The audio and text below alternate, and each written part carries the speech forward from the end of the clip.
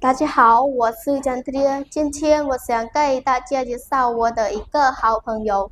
我有一个朋友，他叫王明，今年23岁，是一名大学生。他个子不太高，但是看起来很精神，也很阳光。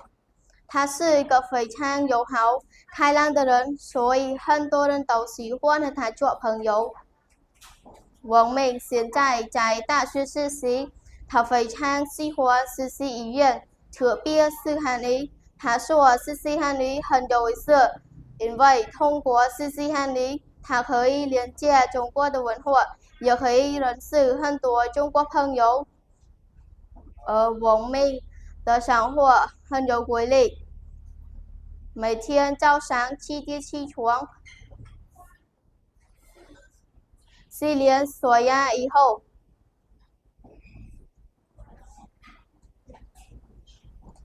他会吃一个简单的早餐，比如面包、鸡蛋和牛奶。8点的时候，他就去学校上课，实习很努力。除了上课以外，他每天还会花2个小时学习汉语。他常常练习听力、阅读和写汉字，他的汉字写得很好。老师也常常表扬他说：王明，你很努力。听到老师这样说，他觉得非常开心。中午的时候，他常常在学校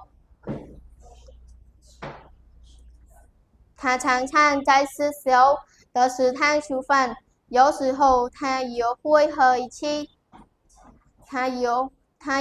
和同学一起去附近的商店买面包和牛奶，一边吃一边聊天。下午4点以后，王明喜欢去图书馆看书，图书馆很安静，很适合学习。周末的时候，他不用去学校，所以时间比较自由。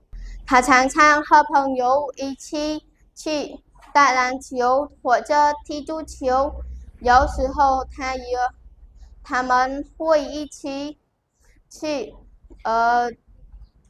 看电影。王明特别喜欢看电影，王明特别喜欢看中国电影。他说看中国电影对实习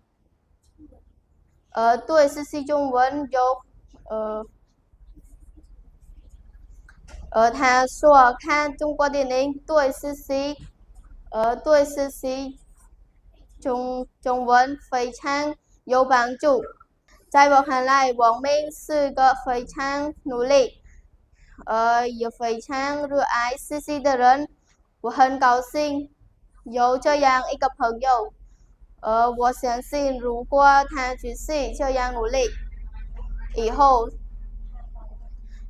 他的汉语一定会越来越好。